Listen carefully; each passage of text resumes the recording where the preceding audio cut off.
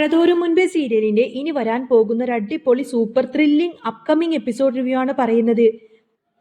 അങ്ങനെ അലീന തന്റെ മനസ്സ് തുറന്ന് പറയുന്നുണ്ട്. എന്തായാലും ഇത്രയും കാലത്തിന് ശേഷം എനിക്ക് എന്റെ അമ്മയെ കണ്ടെത്താൻ സാധിച്ചു. അമ്മയെ ഒരു നോക്കെങ്കിലും കണ്ടെത്താൻ സാധിച്ചു. അമ്മയ്ക്ക് എന്നെ ഇഷ്ടമില്ലെങ്കിലും കുറച്ചു കാലം കൂടി അമ്മയുടെ കൂടെ ജീവിക്കാൻ പറ്റി. ഇനി എനിക്ക് എന്റെ അച്ഛനെ കൂടി ഒന്ന് കാണണം. അത് കഴിഞ്ഞിട്ട് പിന്നെ എനിക്ക് എന്ത് സംഭവിച്ചാലും കുഴപ്പമില്ല. ഈ കാര്യം മുത്തശ്ശിയോട് തന്നെ ചോദിക്കാമെന്ന് അലീന കരുതി.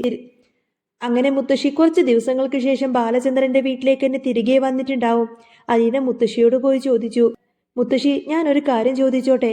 എന്നെ താടി കൊച്ചെ നീ ചോദിക്കുകയെന്ന് മുത്തശ്ശി മറുപടി നൽകി. മുത്തശ്ശി അത് പിന്നെ വേറൊന്നുമല്ല, നമ്മുടെ മാഡത്തിന് ആഗ്രയിൽ വെച്ചൊരു പ്രണയമുണ്ടായിരുന്നുവെന്ന് മുത്തശ്ശി എന്നോട് പണ്ട് പറഞ്ഞിട്ടില്ലേ? പിന്നെ എന്തുകൊണ്ടാണ് മാഡം അയാളെ തന്നെ കല്യാണം കഴിക്കാതെ ബാലചന്ദ്രൻ സാറിനെ കെട്ടിയത്? ഈ ചോദ്യം കേട്ടതോടുകൂടി തന്നെ മുത്തശ്ശി ഒന്ന് പതറുന്നുണ്ട്. ആദ്യം പറയാനൊന്ന് മടിച്ചുവെങ്കിലും വീണ്ടും അലീന നിർബന്ധിച്ച സമയത്ത് തന്നെ മുത്തശ്ശി പറഞ്ഞു, അത് പിന്നെ മോളെ, അവൾ പ്രണയിച്ചത് വേറൊരു ജാതിക്കാരനെയായിരുന്നു. അവനൊരു ക്രിസ്ത്യനാണ്. അതിന്റെ എതിർപ്പ് എല്ലാവർക്കും ഉള്ളത് കൊണ്ട് ആരും തന്നെ ആ ബന്ധത്തിന് സമ്മതിച്ചില്ല. പക്ഷേ അവൾ അതൊന്നും തന്നെ വകവെക്കാതെ അവന്റെ കൂടെ നടക്കുകയായിരുന്നു. അപ്പോ അലീന ആകാംക്ഷയോട് ചോദിച്ചു, അതാരായിരുന്നു മുത്തശ്ശി? ഗംഗാധരമേനോന്റെ കൂടെ ജോലി ചെയ്യുന്ന ഒരു പട്ടാളക്കാരനായിരുന്നു, ഒരു ക്രിസ്ത്യൻ. അവനെക്കുറിച്ച് കൂടുതലും മാലതിക്കും ഗംഗാധരനും മാത്രമേ അറിയാവുള്ളൂ. ഗംഗാധരന്റെ ഉറ്റ സുഹൃത്താണെന്ന് പറയാണ് മുത്തശ്ശി.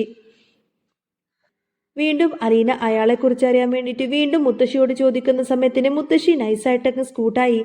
ഇതോടെ അലീനക്കൊരു കാര്യം ഉറപ്പായിരുന്നു, തന്റെ അച്ഛൻ ഒരു പട്ടാളക്കാരനാണ്. അച്ഛൻ ഇപ്പോൾ ആഗ്രയിൽ കാണുമോ? എങ്ങനെ എനിക്ക് എൻ്റെ അച്ഛനെ ഒരു നോക്ക് കാണാൻ പറ്റും? എങ്ങനെ അച്ഛനെ കണ്ടെത്താൻ പറ്റുമെന്നൊക്കെ ആലോചിച്ച് അലീന അവിടെ നിൽക്കാണ്. വേറെ വഴിയില്ലാത്തത് കൊണ്ട് തന്നെ അലീന മുത്തശ്ശിയുടെ ഫോണിൽ നിന്നും മാലതിയെ വിളിച്ചു. ഹലോ മേഡം, ഞാൻ അലീനയാണ്. ജയന്തി മാഡത്തിന്റെ വീട്ടിൽ ജോലി ചെയ്യുന്ന അലീന. ആ മോളാണോ? പറ, എന്തൊക്കെയുണ്ട് വിശേഷം? അവിടെ എല്ലാവരും സുഖമായിരിക്കുന്നോ എന്നൊക്കെ മാലതി തിരക്കി. കുറച്ചു നേരം വിശേഷങ്ങളൊക്കെ പങ്കുവച്ചതിന് ശേഷം മാലതി ചോദിച്ചു, അല്ല അലീന, നീ എന്തിനാ ഇപ്പൊ പെട്ടെന്ന് ഇങ്ങോട്ട് വിളിച്ചത്? എന്തെങ്കിലും നിനക്ക് എന്നോട് പറയാനുണ്ടോ? അതോ അവിടെ നിന്ന് പോവാൻ വല്ല പ്ലാനുമുണ്ടോ? അന്നേരം അലീന സങ്കടത്തോടെ പറഞ്ഞു, മാഡം, അത് പിന്നെ എനിക്ക് എത്രയും പെട്ടെന്ന് തന്നെ ഇവിടെ നിന്ന് പോയാൽ മതിയെന്നായി. ഇവരുടെ പ്രശ്നങ്ങൾക്കിടയിൽപ്പെട്ട് ഞാൻ ആകെ മടുത്തു. ഓ അങ്ങനെയാണോ? എങ്കിൽ നീ ഇങ്ങോട്ടേക്ക് പോരെന്ന് പറയാണ് മാലതി. മാലതി അങ്ങനെ പറഞ്ഞെങ്കിലും അലീന തന്റെ ലക്ഷ്യത്തിലേക്ക് കടന്നു. മാഡം, ഞാൻ ഒരു കാര്യം ചോദിച്ചാ മാഡം സത്യം പറയോ? നമ്മുടെ വൈജയന്തി മാഡത്തിന് ആഗ്രയിൽ വെച്ച് ഒരു പ്രണയമുണ്ടായിരുന്നില്ലേ? എന്നാൽ ഇത് കേട്ടതോടുകൂടെ തന്നെ മാലതി ഒന്ന് ഞെട്ടി. നീ എന്തിനാ കൊച്ചെ ഇപ്പോ അതൊക്കെ ചോദിക്കുന്നത്? അല്ല മാഡം, ഇപ്പൊ അയാൾ എവിടെയുണ്ട് എന്നറിയാൻ ഒരു കൗതുകം കൊണ്ട് ചോദിച്ചതാണ്. അലീനയുടെ മറുപടി കേട്ട് മാലതിക്ക് ഏകദേശം കാര്യങ്ങളൊക്കെ പിടികിട്ടി. അവൾ എല്ലാം അറിഞ്ഞുകൊണ്ട് തന്നെയാണ് വിളിച്ചിരിക്കുന്നത്. അച്ഛനെ കണ്ടെത്താനുള്ള ശ്രമത്തിലായിരിക്കും ഈ കുട്ടിയെന്ന് മാലതി ചിന്തിച്ചു. ഹലോ മാഡം, മാഡം എന്താ ഒന്നും മിണ്ടാതിരിക്കുന്നതെന്ന് അലീന വീണ്ടും ചോദിച്ചപ്പോൾ, അതൊക്കെ ഞാൻ എന്തിനാ മോളോട് പറയുന്നത് എന്ന് പറഞ്ഞ് മാലതി ഒഴിഞ്ഞു മാറാൻ നോക്കി. അലീന വിട്ടുകൊടുത്തില്ല. മുത്തശ്ശി എന്നോട് പറഞ്ഞിട്ടുണ്ട്, വൈജയന്തി മാഡം പണ്ട് ഇങ്ങനെയൊന്നും ആയിരുന്നില്ല എന്ന്. എല്ലാവരോടും വളരെയധികം സ്നേഹത്തോടെ പെരുമാറുന്ന മാഡത്തിന് എന്തോ വലിയൊരു മാറ്റം സംഭവിച്ചിട്ടുണ്ട്. അതിന്റെ പിന്നിലെ കഥ അറിയാനാണ് ഞാൻ ചോദിക്കുന്നത് എന്ന് പറയാണ് അലീന. അപ്പോ മാലതി പതുക്കെ പറഞ്ഞു, നീ പറയുന്നത് ശരിയാണ് അലീനെ. വൈജയന്തിക്ക് ജീവിതത്തിൽ വലിയൊരു അബദ്ധം പറ്റി. അതിനുശേഷമാണ് അവൾ ഇങ്ങനെ പരുക്കമായ സ്വഭാവമായത്. ഗംഗേട്ടന്റെ കൂടെ ജോലി ചെയ്തിരുന്ന ഒരാളുമായിട്ട് അവൾ പ്രണയത്തിലായിരുന്നു. പക്ഷേ പല കാരണങ്ങൾ കൊണ്ട് ആ ബന്ധം ഒരിക്കലും നടക്കാതെ പോയി. ആരാണ് മാഡം അയാള്? പേരെന്താ? ഇപ്പൊ എവിടെയുണ്ട് എന്ന് അലീന തിടുക്കത്തോടെ ചോദിച്ചു. അലീന അച്ഛനെ തേടി ഇറങ്ങുകയാണെന്ന് ഉറപ്പിച്ച മാലതി സത്യങ്ങൾ ഇപ്പോൾ പറയണ്ട എന്ന് കരുതി അവിടെയും ഇവിടെയും തൊടാതെ സംസാരിച്ച് പെട്ടെന്ന് തന്നെ ഫോണ് കട്ട് ചെയ്തു. എന്നിട്ട് വേഗം ഗംഗാധര മേനോന്റെ അടുത്തേക്ക് ചെന്നിട്ട് ഈ വിശേഷങ്ങളൊക്കെ പറഞ്ഞു. ഗംഗേട്ട, ഇപ്പൊ അലീനല്ലേ? അവൾ എന്നെ വിളിച്ചിരുന്നു. വൈജയന്ത കാമുകൻ സ്റ്റാൻലിയെ കുറിച്ചാണ് അവൾക്ക് അറിയേണ്ടത്. ഗംഗാധരൻ പറഞ്ഞു. ഓ, അപ്പൊ നമ്മൾ വിചാരിച്ചത് ശരിയാണ്. അലീന വൈജയന്തിയുടെ മകള് തന്നെ. അവൾ സത്യങ്ങൾ അറിഞ്ഞുകൊണ്ട് തന്നെയാണ് വന്നിരിക്കുന്നത്. അമ്മയെ കണ്ട സ്ഥിതിക്ക് ഇനി അച്ഛനെ കണ്ടെത്താനായിരിക്കും അവളുടെ ശ്രമം. മാലതി ചോദിച്ചു. അല്ല, നമ്മൾ ഇനി എന്താ ചെയ്യുക ഗംഗേട്ടാ? അവൾ ഇനിയും വിളിക്കോ? ഗംഗാധരൻ പറഞ്ഞു. സ്റ്റാൻലി ഇപ്പോ എവിടെയുണ്ട് എന്നുള്ള കാര്യം നമുക്കാർക്കും അറിയില്ലല്ലോ. നമുക്ക് നോക്കാം അവൾ ഇനിയും വിളിക്കുമോ എന്ന്. ഇപ്പുറത്ത് അലീന തന്റെ അച്ഛനെയും അമ്മയെയും കുറിച്ചുള്ള ചിന്തകളിലായിരുന്നു. അവർ പിരിയാനുള്ള കാരണം എന്തായിരിക്കും? വീട്ടുകാരുടെ ദുരഭിമാനമായിരിക്കും. ഒരു ക്രിസ്ത്യൻ പയ്യനും ഹിന്ദു പെണ്ണും ഒന്നിക്കുന്നത് അവർക്ക് സഹിക്കില്ലായിരിക്കും. അവർ ഒന്നിച്ച് ജീവിച്ചിരുന്നുവെങ്കിൽ ഞാൻ ഇന്ന് ഒരിക്കലും ഇങ്ങനെ അനാഥാലയത്തിലാവില്ലായിരുന്നു എന്നോർത്തുകൊണ്ട് തന്നെ അലീന സങ്കടപ്പെട്ടു.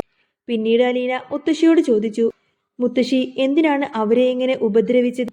ബാലചന്ദ്രൻ സാറിനെ എന്തിനാ ഇതിലേക്ക് വലിച്ചഴിച്ചത്? മുത്തശ്ശി പറഞ്ഞു. അന്ന് അതൊന്നും തന്നെ ആരും ഓർത്തില്ല മോളെ. എല്ലാവർക്കും അഭിമാനമായിരുന്നു വലുത്. അയാൾ ഇപ്പോൾ വേറെ കല്യാണം കഴിച്ചു കാണുമോ എന്ന് അലീന ചോദിച്ചപ്പോൾ 23 വർഷം കഴിഞ്ഞതല്ലേ മോളെ, അയാൾക്കിപ്പോൾ വേറെ കുടുംബമൊക്കെ ഉണ്ടായി കാണുമെന്ന് മുത്തശ്ശി പറഞ്ഞു. പക്ഷേ വൈജയന്തി പ്രസവിച്ച കാര്യം മാത്രം മുത്തശ്ശി ഇപ്പോഴും അലീനയോട് പറഞ്ഞിട്ടില്ല. അലീന നേരെ രേവതിക്കുട്ടിയെ വിളിച്ച് വിശേഷങ്ങളൊക്കെ പറഞ്ഞു. എടീ മോളെ, എൻ്റെ അച്ഛൻ ആരാണെന്നുള്ള ചില സൂചനകളൊക്കെ എനിക്ക് കിട്ടിയിട്ടുണ്ട്. ആഗ്രയിൽ വെച്ച് അമ്മ സ്നേഹിച്ചത് ഗംഗാധരൻ അങ്കിളുടെ കൂടെ ഉണ്ടായിരുന്ന ബെസ്റ്റ് ഫ്രണ്ടിനായ ഒരു പട്ടാളക്കാരനെയാണ്. അതാണ് എൻ്റെ അച്ഛൻ. ആ പട്ടാളക്കാരനാടി എൻ്റെ അച്ഛൻ. അങ്കിളിനും ആൻറ്റിക്കും മാത്രമേ അയാളെക്കുറിച്ച് അറിയുള്ളൂ. ഇത് കേട്ടപ്പോൾ തന്നെ രേവതിക്കുട്ടി പറഞ്ഞു. ചേച്ചിയുടെ വീട്ടുകാർ വലിയ കഠിന ഹൃദയർ തന്നെയാണ്. അവരുടെ ഈ ഒരു ജാതി ഭ്രാന്ത് കാരണം തന്നെയാണ് ചേച്ചി അനാഥയായത്. അലീന പറഞ്ഞു. എങ്ങനെയെങ്കിലും ഞാൻ എൻ്റെ അച്ഛനെ കണ്ടെത്തും. ഇതൊക്കെ അലീനയുടെ ഫോൺ കോൾ റെക്കോർഡ് വഴി ബാലചന്ദ്രൻ അറിയുന്നുണ്ടായിരുന്നു. തൻ്റെ മകൾ അച്ഛനെ കാണാൻ ആഗ്രഹിക്കുന്നുണ്ട് എങ്കിൽ അത് നടത്തി കൊടുക്കേണ്ടത് തൻ്റെ കടമയാണ് എന്ന് ബാലചന്ദ്രൻ മനസ്സിൽ ഉറപ്പിച്ചു. അങ്ങനെ ബാലചന്ദ്രൻ നേരെ ഗംഗാധരനെ കാണാൻ പോയി. ബാലചന്ദ്രനെ കണ്ടതും മാലതിയും ഗംഗാധരനും ഒന്ന് ഞെട്ടി. ബാലചന്ദ്രൻ നേരിട്ട് കാര്യത്തിലേക്ക് തന്നെ കടന്നു. എനിക്ക് ഗംഗേട്ടനിൽ നിന്നും ഒരു സത്യം തിരിച്ചറിയണം. വൈജയന്തിയുടെ പഴയ കാമുകനില്ലേ ആ സ്റ്റാൻലി, അയാൾ ഇപ്പോൾ എവിടെയുണ്ട്? അന്നേരം അവർക്ക് അറിയില്ല എന്ന് നുണ പറഞ്ഞുവെങ്കിലും ബാലചന്ദ്രൻ വിട്ടുകൊടുത്തില്ല. വൈജയന്തി പ്രസവിച്ചതും നിങ്ങൾ ആ കുഞ്ഞിനെ അനാഥാലയത്തിൽ കൊണ്ടുവിട്ടതും ഒക്കെ എനിക്കറിയാം. അതുകൊണ്ട് ഇപ്പൊ നിങ്ങൾ ഈ സത്യം പറഞ്ഞേ പറ്റൂ എന്നൊക്കെ പറഞ്ഞ് ബാലചന്ദ്രൻ നിർബന്ധിക്കും. ഗംഗാധരൻ ഒടുവിൽ വഴങ്ങി. അയാൾ തന്റെ പഴയ സഹപ്രവർത്തകനെ വിളിച്ച് സ്റ്റാൻലിയുടെ വിവരങ്ങൾ ശേഖരിച്ചു. സ്റ്റാൻലി ഇപ്പോൾ നാട്ടിൽ ബിസിനസ് ചെയ്യുകയാണെന്നറിഞ്ഞു. വൈജയന്തിയുടെ മകൾ മരിച്ചുപോയെന്ന് അവർ ബാലചന്ദ്രനോട് കള്ളം പറഞ്ഞപ്പോൾ അവൾ മരിച്ചിട്ടില്ല, അലീനയാണ് ആ മകൾ എന്ന് ബാലചന്ദ്രൻ വെളിപ്പെടുത്തി. ഇത് കേട്ട് അവർ ആകെ തകർന്നു പോയി. ബാലചന്ദ്രൻ പറഞ്ഞു. സ്വന്തം മകളെയാണ് വൈജയന്തി ഇന്ന് വീട്ടിൽ നിന്നും ഇറക്കിവിടാൻ നോക്കുന്നത്. അവൾ ഇതറിയുന്ന ദിവസം ചങ്ക് പൊട്ടിക്കരയും. എനിക്ക് അലീനയെ അവളുടെ അച്ഛൻ്റെ അടുത്തേക്ക് എത്തിക്കണം. ബാലചന്ദ്രൻ സ്റ്റാൻലിയെ തേടി തന്നെ പുറപ്പെട്ടു. വീട്ടിൽ ബാലചന്ദ്രനെ കാണാത്തത് കൊണ്ട് തന്നെ അലീന ആകെ ടെൻഷനിലായിരുന്നു. അപ്പോഴാണ് വൈജയന്തി അങ്ങോട്ടേക്ക് വന്ന് ചോദിച്ചത്. എവിടെയാണ് നിന്റെ പുത്തനച്ഛൻ ബാലചന്ദ്രൻ? അലീന സാറിനെ ന്യായീകരിച്ച് സംസാരിക്കുമ്പോൾ വൈജയന്തിക്ക് ശരിക്കും ദേഷ്യം വന്നു. നീ ഇവിടെ വന്ന അന്ന് തൊട്ട് ഈ വീട്ടിൽ എന്നും പ്രശ്നങ്ങളാണ് എന്നൊക്കെ പറഞ്ഞ് വൈജയന്തി അവൾക്ക് നേരെ ആക്രോശിച്ചു. ബാലചന്ദ്രൻ ഒടുവിൽ അന്വേഷിച്ചുകൊണ്ട് തന്നെ സ്റ്റാൻലിയുടെ ഓഫീസിലെത്തി. തന്നെ കണ്ട സ്റ്റാൻലിയോട് ബാലചന്ദ്രൻ പറഞ്ഞു. വൈജയന്തി എന്ന പേര് നിങ്ങൾക്ക് ഓർമ്മയുണ്ടോ? നിങ്ങൾ കാരണം ആ ഒരു കുട്ടി അനാഥയായി. അലീന എന്നാണ് അവളുടെ പേര്. എന്നാൽ ഇത് കേട്ടതോടുകൂടി തന്നെ സ്റ്റാൻലി ഞെട്ടിപ്പോയി. എൻ്റെ മകൾ എവിടെയെന്ന് അയാൾ ചോദിച്ചപ്പോൾ അവൾ എൻ്റെ വീട്ടിലുണ്ട്, ഞാൻ അവളെയും കൂട്ടി വരാമെന്നും പറഞ്ഞുകൊണ്ടതിനെ ബാലചന്ദ്രൻ അവിടെ നിന്നും മടങ്ങി. തിരികെ വന്ന ബാലചന്ദ്രൻ അലീനയോട് സാധനങ്ങളെല്ലാം പാക്ക് ചെയ്യാനും പറഞ്ഞു. എങ്ങോട്ടേക്കാണെന്ന് ചോദിച്ചപ്പോൾ നീ കാണാൻ ഏറ്റവും ആഗ്രഹിക്കുന്ന നിന്റെ അച്ഛൻ്റെ അടുത്തേക്കാണെന്ന് ബാലചന്ദ്രൻ മറുപടി നൽകി. സന്തോഷവും പേടിയും നിറഞ്ഞ മനസ്സോടെ അലീന സ്റ്റാൻലിയുടെ മുന്നിലേക്കെത്തി. വിൻഡോയിലൂടെ പുറത്തേക്ക് നോക്കി നിൽക്കുന്ന തൻ്റെ അച്ഛനെ കണ്ടുകൊണ്ട് അവൾ വിതുമ്പി. അച്ഛാ എന്നൊരു വിളി കൊണ്ട് തന്നെ അലീന അയാളെ പോയിട്ട് കെട്ടിപ്പിടിച്ചു. താൻ ഒരിക്കലും വൈജയന്തിയെ ചതിച്ചിട്ടില്ല എന്നും തെറ്റിദ്ധാരണയുടെ പുറത്താണ് ഇങ്ങനെയൊക്കെ സംഭവിച്ചത് എന്നും വൈജയന്തി ഗർഭിണിയായ കാര്യമൊന്നും തന്നെ താൻ അറിഞ്ഞിട്ടില്ലായിരുന്നു. താൻ നാട്ടിലേക്ക് പോയ സമയത്ത് തന്നെ അപകടം പറ്റി കിടപ്പിലായെന്നത് കൊണ്ട് തന്നെ അന്വേഷിക്കാനും കഴിയാത്തതാണ് എന്ന കാരണമെല്ലാം തന്നെ സ്റ്റാൻലി അലീനയോട് പറഞ്ഞു. അലീന ഇപ്പോൾ തൻ്റെ അച്ഛൻ്റെ കൂടെയാണ്. ഷെറിൻ്റെയും ചിന്നുകുട്ടിയുടെയും പ്രശ്നങ്ങളെല്ലാം തീർത്തുകൊണ്ട് തന്നെ കഥ പുതിയ തലത്തിലേക്ക് നീങ്ങിക്കൊണ്ടിരിക്കുകയാണ്. അങ്ങനെ അലീനയും സ്റ്റാൻലിയും തമ്മിലുള്ള കൂടിക്കാഴ്ച കഥയെ മറ്റൊരു തലത്തിലേക്ക് കൊണ്ടെത്തിച്ചു. സ്റ്റാൻലി തന്റെ മകളെ ഹൃദയത്തോട് ചേർത്ത് പിടിച്ചു. അലീന തന്റെ ബിസിനസ് സാമ്രാജ്യത്തിന്റെ ഏക അവകാശിയായി അദ്ദേഹം പ്രഖ്യാപിക്കുന്നു. എന്നാൽ അലീനക്ക് തന്റെ അച്ഛന്റെ സമ്പത്തിനപ്പുറം തന്റെ അമ്മയുടെ സ്നേഹം കൂടി നേടണമായിരുന്നു. അതിനിടയിൽ തന്നെ ഷെറിന്റെ അസുഖമെല്ലാം തന്നെ ഭേദമാക്കാൻ വേണ്ടി അലീന നടത്തിയ പരിശ്രമങ്ങളെല്ലാം തന്നെ വിജയിക്കുന്നു. ഷെറിനും ചിന്നുകുട്ടിയും വീണ്ടും ഒന്നിക്കുന്നത് കണ്ട് സ്റ്റാൻലിയുടെ കണ്ണുകൾ നിറഞ്ഞു. തന്റെ മകൾ കേവലം ഒരു വേലക്കാരിയല്ല, മറിച്ച് മറ്റുള്ളവരുടെ ജീവിതത്തിൽ വെളിച്ചം പകരുന്ന മാലാഖയാണെന്ന് അദ്ദേഹം തിരിച്ചറിഞ്ഞു. ഇതേ സമയം വൈജയന്തിയുടെ വീട്ടിൽ കാര്യങ്ങളൊക്കെ വഷളായിക്കൊണ്ടിരിക്കുകയാണ്. അലീന പോയതോടുകൂടി തന്നെ ബാലചന്ദ്രൻ പൂർണ്ണമായും മൗനത്തിലായി. തന്റെ മകൾ അന്യവീട്ടിൽ അവളുടെ സ്വന്തം അച്ഛന്റെ കൂടെ കഴിയുമ്പോൾ താനിവിടെ വൈജയന്തിയുടെ അഹങ്കാരത്തിന് കൂട്ടുനിൽക്കേണ്ടതുണ്ടോ എന്ന് അദ്ദേഹം ചിന്തിച്ചു. ഒടുവിൽ ആ വലിയ കുടുംബയോഗം ബാലചന്ദ്രൻ അങ്ങ് വിളിച്ചുകൂട്ടി. ഗംഗാധര മേനോനും മാലതിയും മുത്തശ്ശിയും അങ്ങനെ എല്ലാവരും അവിടെ എത്തിയിരുന്നു.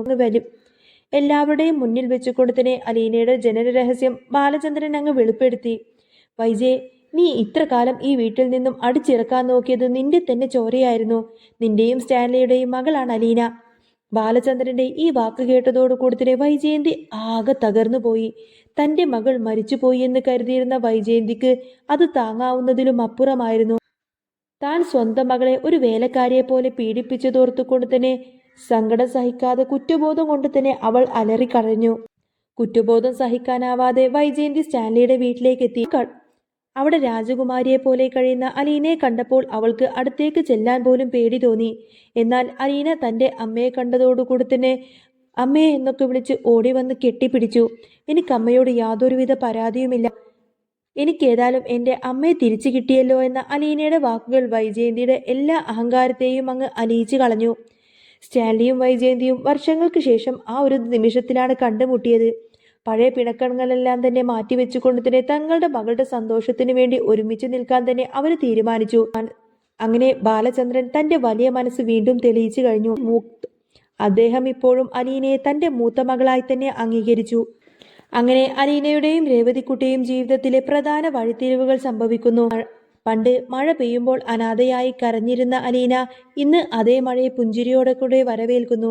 കാരണം ആ മഴ ഇന്ന് അവൾ തനിച്ചാക്കാനല്ല, മറിച്ച് അവളുടെ ജീവിതത്തിലെ പുതിയ വസന്തത്തെ ആശീർവദിക്കാനാണ് പെയ്യുന്നതെന്ന് അവൾക്ക് തോന്നി തുടങ്ങി. അങ്ങനെ ഇനി മഴ തോരും മുൻപേ സീരിയലിൽ വരാൻ പോകുന്നത് നല്ല അടിപൊളി സൂപ്പർ ത്രില്ലിംഗ് എപ്പിസോഡുകളാണ്. അപ്പോൾ നിങ്ങൾക്ക് ഈ ഒരു ചാനൽ ഇഷ്ടമാവുകയാണെങ്കിൽ സബ്സ്ക്രൈബ് ചെയ്യാനും സപ്പോർട്ട് ചെയ്യാനും മറക്കല്ലേ കേട്ടോ. നെക്സ്റ്റ് വീഡിയോ ആയിട്ട് ഉടനെ വരാം.